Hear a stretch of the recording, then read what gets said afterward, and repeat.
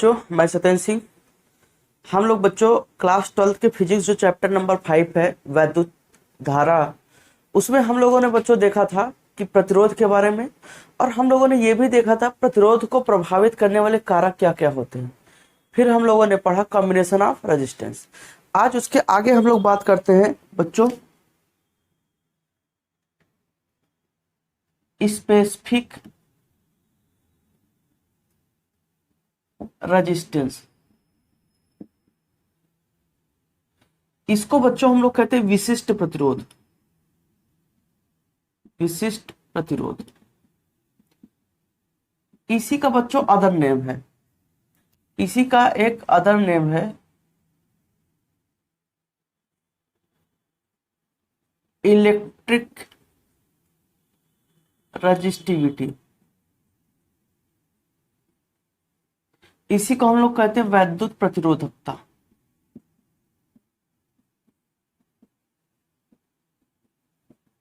तो चाहे वैद्युत प्रतिरोधकता आप कहिए, चाहे विशिष्ट प्रतिरोध कहिए, दोनों एक ही चीज है। ठीक है, आइए हम लोग टॉपिक की शुरुआत करते हैं बच्चों।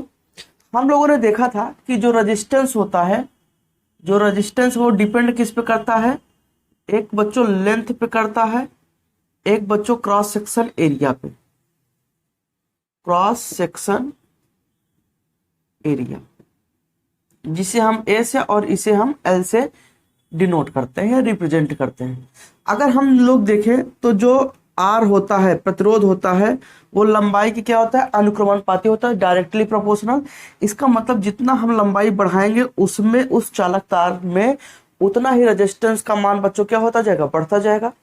मतलब जो चालक तार हमने यूज किया है, जो वायर हमने यूज किया है, उसका लेंथ हम जितना ज्यादा बढ़ाते जाएंगे उतना उसमें रेजिस्टेंस की मात्रा क्या होती जाएगी बच्चों, बढ़ती जाएगी, इंक्रीज करती जाएगी।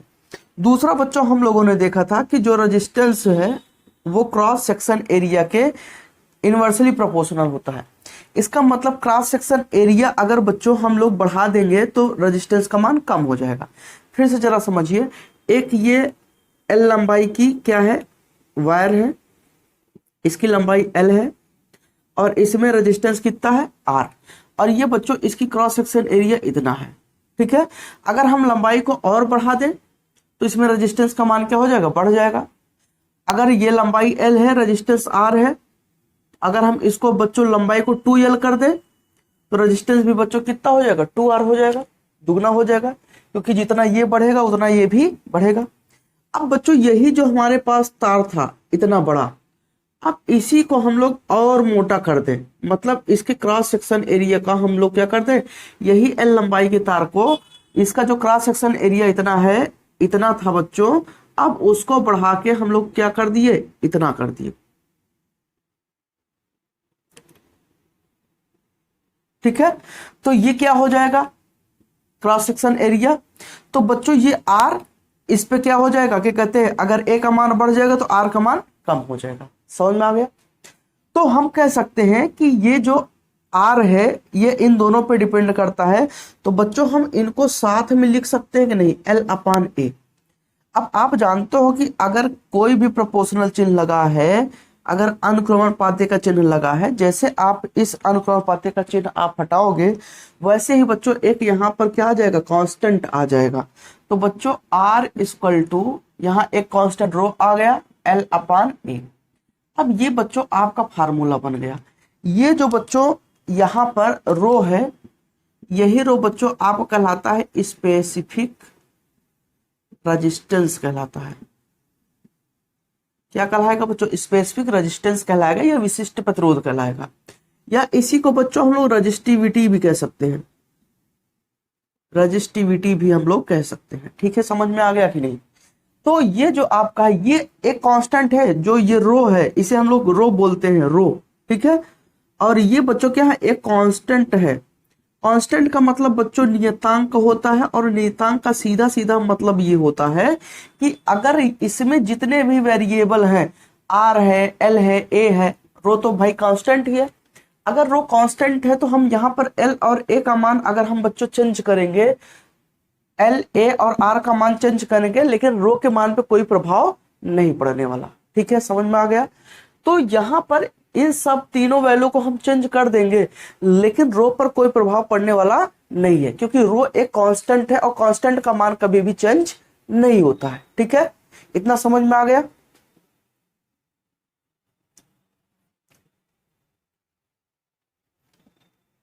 आइए बच्चों आगे चलते हैं। अब बच्चों यहां पर हम एक बात करें, यहां पर हम एक बात करते हैं बच्चों कि ये तो विशिष्ट प्रतिरोध है। अब यहां पर हम एक बात और क्या करें, अगर हम कहते यदि यहां पर L क्या है, लेंथ है। ठीक है, अच्छा इसी को अगर हम लिखना चाहें, जरा समझिएगा, इसी को हम लिखना चाहें जो R बराबर रो L अपान A है, A को हम इधर कर दें R A रो इंटू क्या हो जाएगा L। और बच्चों अगर हम रो बराबर लें तो R A अपान क्या हो जाएगा, L हो जाएगा। ये समझ में आ गया कि नहीं, दिख रहा है? जी दिख रहा है। तो ये क्या हो गया बच्चों, रो बराबर R A अपान L। ठीक है, मतलब अगर R यहां आ जाएगा, रो यहां आ जाएगा, ये दोनों एक दूसरे में चेंज होंगे, तो ये भी एक दूसरे में चेंज हो जाएंगे। अब बच्चों इस फार्मूले के आधार पर जो हमारे पास फार्मूला है, रो बराबर R A अपान क्या है, L है, ये हमारे पास क्या है बच्चों, फार्मूला है। अगर हम यहां पर बच्चों क्या कर ले, A जो क्रॉस सेक्शन एरिया है वो 1 मीटर स्क्वायर कर ले यदि, ठीक है, और जो लेंथ है बच्चों वो 1 मीटर कर ले। इसका मतलब क्या है कि हम एक ऐसा चालक तार लेते हैं जिसकी लंबाई बच्चों कितना है, 1 मीटर है, जो इसकी लंबाई 1 मीटर है, और ये जो बच्चों क्रॉस सेक्शन एरिया है ये 1 मीटर स्क्वायर है। तब क्या होगा बच्चों, तो रो बराबर क्या हो जाएगा, यहां पर हम R है और A का मान बच्चों कितना है 1, और L का मान बच्चों कितना है 1, तो रो बराबर क्या हो जाएगा R। तो हम कह सकते हैं अगर हम 1 मीटर का, 1 मीटर चालक का, कोई चालक तार जिसकी लंबाई 1 मीटर है हम उसे लेते हैं, और उसका जो बच्चों क्रॉस सेक्शन एरिया है अगर उसे भी हम 1 मीटर स्क्वायर लेते हैं, तो उसमें जितना रेजिस्टेंस पाया जाएगा, ये रेजिस्टेंस ही क्या बताएगा, विशिष्ट प्रतिरोध को बताएगा या स्पेसिफिक रेजिस्टेंस को बताएगा। समझ में आ गया है नहीं?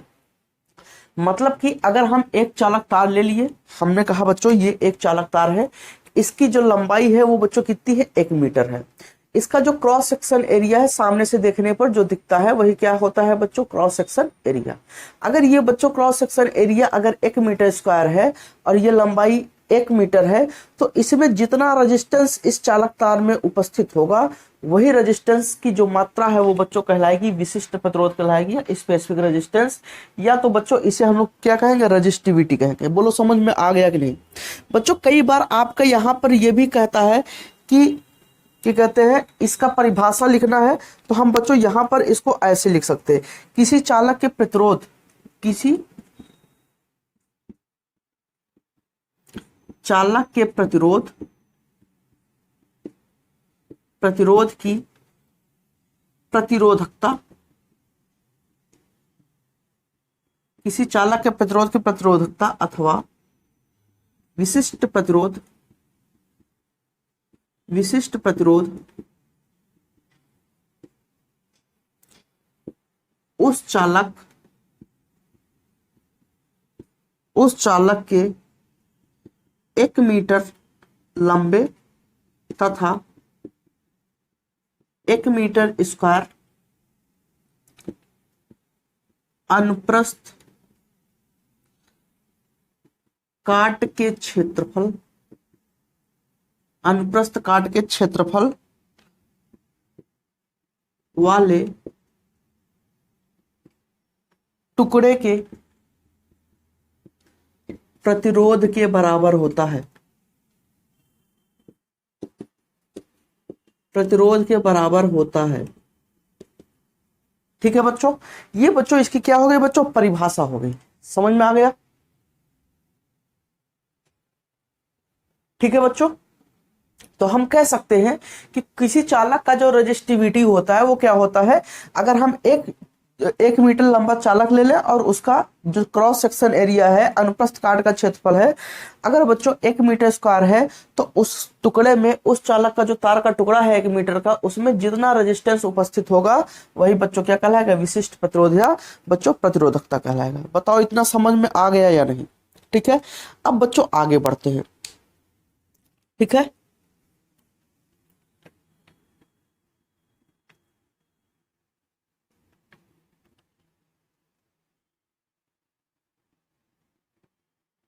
चलिए बच्चों आगे बढ़ते हैं। हम लोगों ने बच्चों देख लिया रो बराबर आर ए अपान क्या होता है, एल होता है। ये बच्चों हम लोगों का क्या है, फार्मूला है। ये क्या है, फार्मूला। अब बच्चों यहां से हम लोग एक चीज क्या जानते हैं, हम लोगों ने पढ़ा था आर बराबर M L N E square tau into A. हम लोगों ने यही पढ़ा था कब, जब बच्चों हम लोगों ने पढ़ा था अनुगमन वेग के आधार पर ओम के नियम का सत्यापन।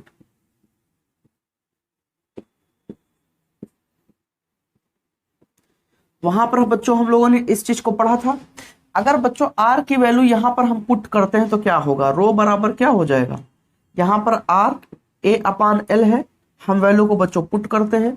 आर का मान एम एल अपान, ये देखिए बच्चों एल है, ठीक है, L upon N E square tau into A, और ये बच्चों ए अपान क्या हो जाएगा, एल हो जाएगा। अब बताओ बच्चों क्या ये इस एल से इस ये एल कट गया, ए से ए कट गया, तो यहां से बच्चों जो आपको वैल्यू मिली, यहां से जो वैल्यू मिली वो बच्चों रो बराबर क्या हो गया, एम अपान एन ई स्क्वायर टाउ। ठीक है बच्चों, ये आपको वैल्यू मिल गए। ये भी आप फार्मूला याद रखिएगा, क्योंकि बच्चों यहां से कई आपको न्यूमेरिकल किताब में देखने को मिलेंगे। ठीक है, समझ में आ गया।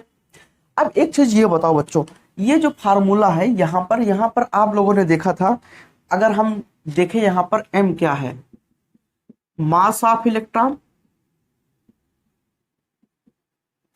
इलेक्ट्रॉन का द्रव्यमान। बताओ बच्चों ये क्या है, इलेक्ट्रॉन का द्रव्यमान। टाउ क्या है, रिलैक्सेशन टाइम है, श्रांतिकाल, श्रांतिकाल। ई क्या है, charge on electron, charge on electron, electron पर आवेश, इलेक्ट्रॉन पर आवेश। और एन बच्चों क्या है, नंबर ऑफ फ्री इलेक्ट्रॉन।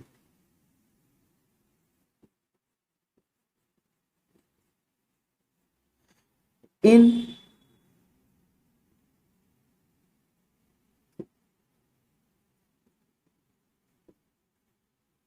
एकांक आयतन में उपस्थित मुक्त इलेक्ट्रॉन की संख्या। अब बच्चों एक चीज समझो, यहीं से आपको चीज समझ में आएगा कि जो रेजिस्टिविटी है या स्पेसिफिक रेजिस्टेंस है वो डिपेंड किस पे करेगा। ठीक है, अब एक चीज ये बताओ बच्चों, आप लोग तो बहुत अच्छे तरीके से जानते हो, यहां पर समझना, जो इतना चीज मैंने लिखा है यहां पर समझना इस चीज को। ये जो मास ऑफ इलेक्ट्रॉन है, क्या इलेक्ट्रॉन का मास कभी चेंज होता है, बताइएगा, क्या इलेक्ट्रॉन का मास कभी चेंज होता है, कितना होता है, 9.1 इंटू 10⁻31 किलोग्राम। क्या ये बदलेगा बच्चों, नहीं बदलेगा। तो ये कांस्टेंट हो गया कि नहीं, बताओ क्या ये कांस्टेंट हो गया। रिलैक्सेशन टाइम आपका चेंज होता है, लेकिन जब हम टेम्परेचर को चेंज करते हैं, ऐसा हमने पहले ही आपको बता दिया था। जब श्रांतिकाल हम बता रहे थे, पढ़ा रहे थे, तो हमने कहा था जो श्रांतिकाल होता है वो टेम्परेचर पे डिपेंड करता है। बताइए समझ में आ गया, जो श्रांतिकाल होता है वो टेम्परेचर पे डिपेंड करता है, और ये हमने आपको पहले ही बता दिया था बच्चों। तो आप बताओ क्या ये आपका चेंज होगा, तो ये भी नहीं चेंज होगा, ये भी नहीं चेंज होगा। क्या बच्चों ये ई आपका चेंज होगा, ये भी नहीं चेंज होगा। क्यों, क्योंकि ई क्या है, चार्ज ऑन इलेक्ट्रॉन। ठीक है, तो बच्चों कितना होता है, 1.6 इंटू 10⁻⁻19 कूलाम होता है। क्या ये बदलेगा, नहीं बदलेगा। अगर ये नहीं बदल रहा है तो बच्चों ये आपका बदल सकता है क्या, जरा गौर से समझिएगा, ये आपका बदल सकता है क्या। आप कहोगे सर जी नहीं, ये भी नहीं बदलेगा, क्योंकि कोई भी मटेरियल है, मान लो ये एक मटेरियल है, ठीक है, ये बच्चों मान लो एल्यूमिनियम की है, तो इसके एकांक आयतन में जितने नंबर ऑफ इलेक्ट्रॉन होंगे वो तो हमेशा फिक्स ही रहेंगे ना, बताओ। लेकिन आप कहोगे सर जी ये बदल सकता है, अगर हम यहां पर मटेरियल को ही चेंज कर दें, बताओ बच्चों, अगर हम बच्चों यहाँ कॉपर ले लें तो बताओ क्या मटेरियल नहीं चेंज हो गया? तो ये जो n है वो किसकी प्रॉपर्टी है? मटेरियल की। इसका मतलब कि ये भी कांस्टेंट, ये भी कांस्टेंट, ये भी कांस्टेंट, n क्या है? चेंज हो रहा है। तो ये क्या है? ये चेंज हो रहा है। और n क्या है? मटेरियल की प्रॉपर्टी है। n क्या है? मटेरियल की प्रॉपर्टी है। इसका मतलब कि हम रो के मान को भी चेंज कर सकते हैं, रो का मान भी बदल सकता है। कब? जब हम बच्चों मटेरियल को चेंज कर देंगे तब। ठीक है, तो हम यहां बच्चों लिख सकते हैं। ठीक है, तो यहां पर हम लिख सकते हैं, क्या लिख सकते हैं? किसी पदार्थ का विशिष्ट प्रतिरोध, किसी पदार्थ का विशिष्ट प्रतिरोध, प्रतिरोध, किसी पदार्थ का विशिष्ट प्रतिरोध उसके पदार्थ की प्रकृति पर, पदार्थ के प्रकृति पर निर्भर करता है, उसके विमाओं पर नहीं।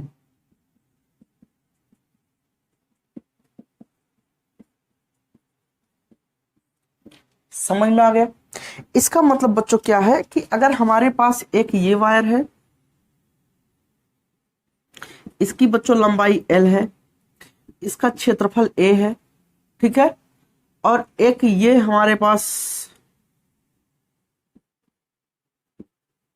L1 A1 मानिए, और इसकी लंबाई L2 है, इसका क्षेत्रफल A2 है, दोनों तार। लेकिन बच्चों जो मटेरियल है, मटेरियल है, जो पदार्थ है, वो दोनों क्या है? सेम है। मान लेते हैं ये भी कॉपर है और ये भी दोनों कॉपर है।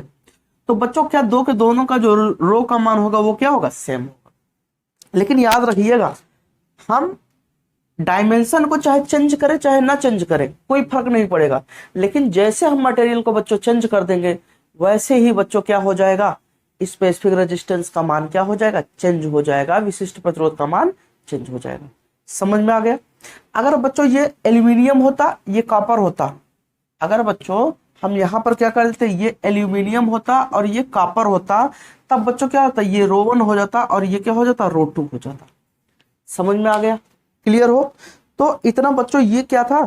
ये आपके विशिष्ट प्रतिरोध के बारे में था। ठीक है, अब बच्चों इसके आगे चलते हैं। ये तो बच्चों एक कॉन्सेप्ट था, यहीं से आपका सवाल वगैरह लगता है।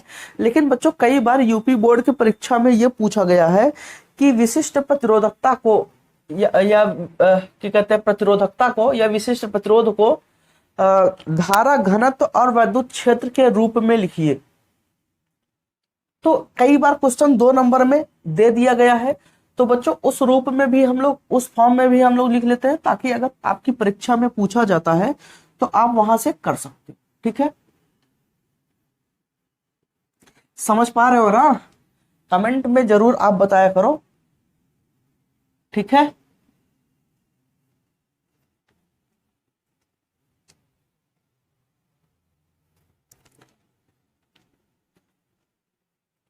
आइए बच्चों अब देखते हैं कैसे इन दोनों में रिलेशन बनता है। तो बच्चों यहां विद्युत क्षेत्र की तीव्रता तथा धारा घनत्व के अनुपात को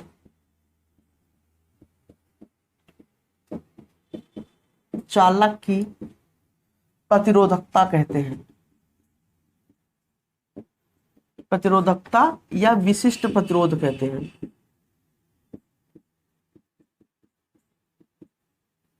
विशिष्ट प्रतिरोध कहते हैं। ठीक है बच्चों, इसका मतलब कि हम कह सकते हैं विशिष्ट प्रतिरोध, विशिष्ट प्रतिरोध बराबर आपका होगा, क्या होगा? वैद्युत क्षेत्र की तीव्रता बटे वैद्युत क्षेत्र की तीव्रता बटे धारा घनत्व। क्या हो जाएगा बच्चों, धारा घनत्व। विशिष्ट प्रतिरोध को रो से, वैद्युत क्षेत्र की तीव्रता को ई से, और धारा घनत्व को हम लोग किससे, जे से। तो रो बराबर ई अपान क्या हो जाएगा, जे हो जाएगा। समझ में आया कि नहीं। तो ये बच्चों आपका ये संबंध भी बना, यही रिलेशन है बच्चों, तो आप इसे भी लिख सकते हो, ठीक है। अच्छा, अब एक चीज आप लोग जानते हो बच्चों, हमने जब ओम के नियम का सत्यापन बताया था तो हमने बताया था ई, वहां पर हमने लिया था ई बराबर वी अपान एल। वी बच्चों क्या है, विभव है, एल क्या है बच्चों, लंबाई है, और ई क्या है, विद्युत क्षेत्र की तीव्रता है। और बच्चों हम लोग जे बराबर जानते हैं आई अपान क्या होता है, ए। ये क्या है, एरिया है, क्रॉस सेक्शन एरिया, और ये क्या है बच्चों, धारा है। तो बच्चों अगर हम रो बराबर ई अपान हमारे पास जे है, तो हम यहाँ बच्चों अगर वैल्यू को रखें तो क्या हो जाएगा, वी अपान एल, और यहाँ पर आई अपान क्या हो जाएगा, ए। क्या बच्चों यहाँ पर अगर हम इस चीज को देखें तो ए कहाँ जाएगा, यहाँ पर जाएगा, और आई कहाँ पर आएगा, यहाँ पर। तो हम बच्चों को लिख सकते हैं v इंटू ए अपान आई इंटू क्या हो जाएगा, एल।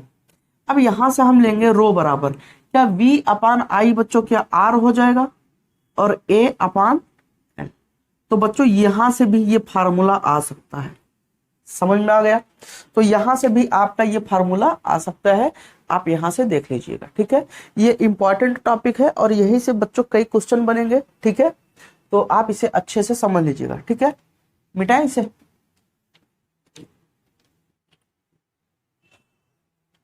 अब बच्चों इतनी तो बात हो गई, अब यहां पे इसके मात्रक की बात करेंगे, ठीक है। अब यहां पर इसके मात्रक की बात करेंगे। यूनिट, मात्रक, ठीक है बच्चों। मात्रक क्या होगा इसका, देखो बच्चों यहां रो बराबर आर ए अपान एल। यहां पर अगर आर का मात्रक देखें तो बच्चों क्या होगा, ओम होगा। आर क्या है, प्रतिरोध, तो इसका मात्रक ओम। क्षेत्रफल का मात्रक बच्चों क्या होता है, मीटर स्क्वायर होता है, और लंबाई का मात्रक बच्चों क्या होगा, मीटर। क्या बच्चों ये बताओ, एक मीटर से एक मीटर कट गया, तो यहां से बच्चों बना आपका ओम इंटू मीटर। तो ये बच्चों इसका क्या हो गया, मात्रक हो गया। क्या हो गया, मात्रक, ठीक है। ओम ये सिंबल है, ओम इंटू मीटर, ये भी आप लिख सकते हो। क्लियर हो। अच्छा, इसका जो विमीय सूत्र कई बार बच्चों पूछा गया है, विमीय सूत्र डायमेंशनल फार्मूला क्या होता है, बहुत बच्चों इंपॉर्टेंट है, ये भी कई बार पूछा गया है, और बच्चों ये भी कई बार पूछा गया है। तो यहां से मैं डायमेंशनल फार्मूला लिख दे रहा हूं, आप निकालना तो जानते ही हो, ठीक है, आप निकाल सकते हो। आप लोगों ने कक्षा 11 में पढ़ा है, एम एल पे 3, टी पे -3, ए पे -2। ये बच्चों इसका क्या हो गया, विमीय सूत्र हो गया। समझ में आ गया बच्चों, क्लियर हो। तो उम्मीद करता हूं ये वीडियो आपको पसंद आई होगी, ठीक है। तो विशिष्ट प्रतिरोध के बारे में आप लोगों ने देखा, आगे चल के हम लोग इस पे और बात करेंगे, लेकिन इससे पहले अच्छा एक चीज और जान लीजिए कि जैसे हमने यहां पर कहा, समझिएगा, अभी हमने एक चीज यहां पर लिया था कि रो बराबर आर ए अपान एल।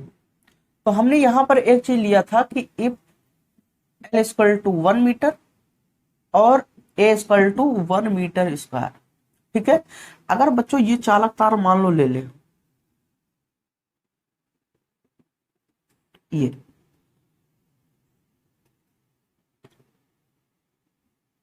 ये बच्चों ये चालक तार है, ठीक है।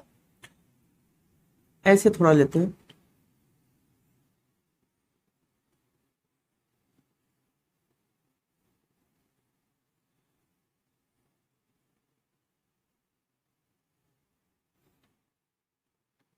ठीक है बच्चों। अब जरा समझिएगा, ये चालक तार है, इसकी लंबाई बच्चों क्या है, 1 मीटर।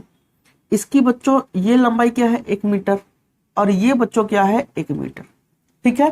तो ये बताओ बच्चों, यहाँ पर जो ये वाला क्षेत्रफल है, ये जो तार का ये क्रॉस सेक्शन एरिया है, ये बच्चों कितना होगा, 1 मीटर स्क्वायर होगा कि नहीं, क्योंकि ये 1 है, ये एक है, ये एक है और ये भी एक है, तो बच्चों कितना होगा, 1 मीटर स्क्वायर है। जरा फिर से मैं इधर देखिए, मैं बताता हूँ।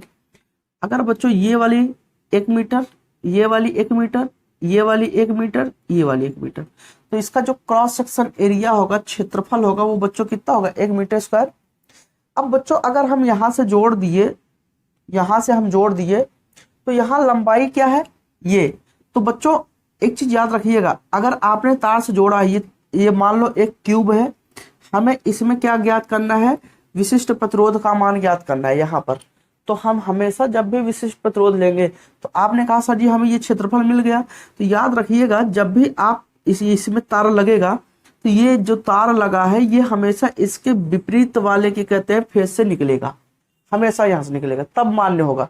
तभी बच्चों इनके बीच की जो दूरी होगी बच्चों वो 1 मीटर होगी। वरना बच्चों अगर आप यहां करके, आपने कहा सर हम यहां से करंट को लगाएंगे और यहां से निकाल लेंगे, ठीक है, तो बच्चों यहां से अगर आप वो करोगे तो क्या इसके बीच की जो डिस्टेंस होगी वो 1 मीटर होगी, नहीं, तब ये विशिष्ट प्रतिरोध का पालन नहीं करेगा। याद रखिएगा अगर आपने ये क्षेत्रफल लिया है, अगर आपने ये वाला पार्ट लिया है यहां से, तो यहां से भी निकलना भी चाहिए। समझ में आ गया, क्लियर हो। एक प्रकार से हम लोग बच्चों कह सकते हैं, समझिएगा, अगर बच्चों हमारे पास ये बुक है, समझिएगा हमारे पास ये किताब है, ठीक है, अब इस किताब से बच्चों अगर हमने कहा कि इस किताब का जो क्षेत्रफल है, ये जो क्षेत्रफल है वो 1 मीटर स्क्वायर है, ये भी 1 मीटर स्क्वायर, इनके बीच की जो दूरी है ये क्या हो गया बच्चों, 1 मीटर है, क्या है, 1 मीटर। अगर इनके बीच की जो दूरी है बच्चों 1 मीटर है, तो यहां से अगर हमने कहा बताओ इसमें कितना विशिष्ट प्रतिरोध होगा, तो आपने यहां से तार लगा, करंट लगाया और करंट इधर से निकलेगा। तो अगर आपने ये वाला फेस पकड़ा है, ये वाला क्षेत्रफल लिया है, तो इसके अपोजिट वाले से ये निकलेगा, हमेशा याद रखिएगा। तभी इनके बीच की जो डिस्टेंस है वो बच्चों क्या होगी, 1 मीटर। अब ये नहीं आप कर सकते हो कि आप यहां से करंट को लगाओ और यहां से बच्चों निकाल लो। तो अगर आपने यहां से लगाया और यहां से निकाल लिया, यहाँ तो क्षेत्रफल आपको 1 मीटर स्क्वायर मिलेगा, लेकिन बच्चों यहाँ से जो दूरी है वो 1 मीटर नहीं मिलेगी, ये चीज याद रखिएगा, ठीक है। तो बच्चों इतना ये क्या था, रजिस्टिविटी के बारे में था, स्पेसिफिक रेजिस्टेंस के बारे में था, ठीक है, इतना समझ में आ गया, क्लियर हो। अब अगले वीडियो में हम लोग रेजिस्टेंस के बारे में और देखेंगे, और वो बहुत इंपॉर्टेंट टॉपिक है, क्योंकि कई बार वहां से न्यूमेरिकल भी बना है और कई बार बच्चों डेरिवेशन भी आपका पूछा गया है, ठीक है। तो अगर ये वीडियो आपको पसंद आया है तो चैनल को जरूर सब्सक्राइब करें, और बच्चों लाइक भी कर दिया करिए वीडियो को, ठीक है, और कमेंट बॉक्स में आप जरूर रिस्पांस बताया करिए आपको समझ में आ रहा है कि नहीं, ठीक है बच्चों।